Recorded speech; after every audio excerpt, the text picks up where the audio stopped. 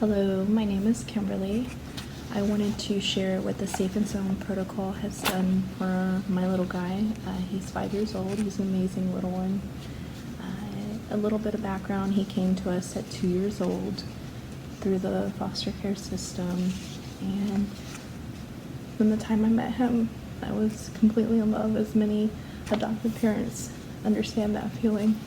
He has been diagnosed with moderate to autism or level 2 autism, fetal alcohol syndrome, disinhibited social engagement disorder or RAD, ADHD, hyperkinesis, frontal lobe deficit, and conduct disorder.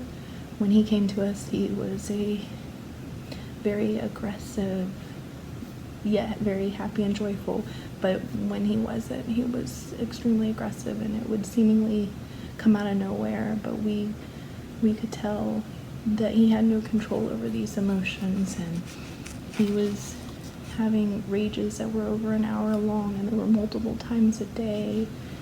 I could not take him to the grocery store even alone.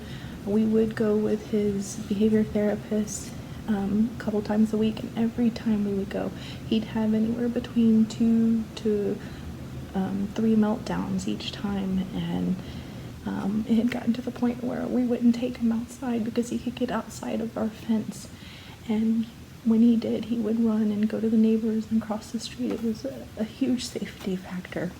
Prior to SSP, he literally was trying to escape our house on a constant basis. I would catch him.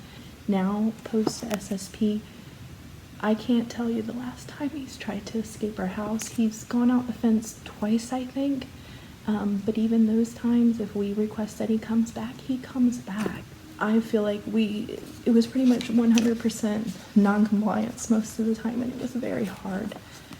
After the SSP, we got about, I'd say 50% of the time he would listen, and it was just amazing, and it's only continued to improve. We did do some other therapies that I think helped with the compliance in a big way, but I know that it wouldn't have happened without the SSP, and so that was huge. I mean, every day I sit back and I think about where he's come from and where we are now, and it's overwhelming. Just getting him in a car seat daily used to end in him beating up on me, pulling my hair, scratching me, spitting at me, punching, and it was such a struggle. And to keep him safe and get him in there, I can't tell you the last time. It's no longer even an issue. Post Safe and Sound protocol, we're not experiencing daily meltdowns or rages. Definitely not rages. We don't see the screaming like we used to, or, we see something that's more of a typical toddler meltdown, as what I would call it. He's able to suddenly regulate his emotions in a manner that even if he does get upset, he can come out of it very quickly. Also, going shopping, I can take him places without assistance, so he can focus now where before he couldn't. You could put him in front of a game, an iPad, anything, and it would never hold his attention more than a minute, maybe sometimes a few minutes, but he'd be gone.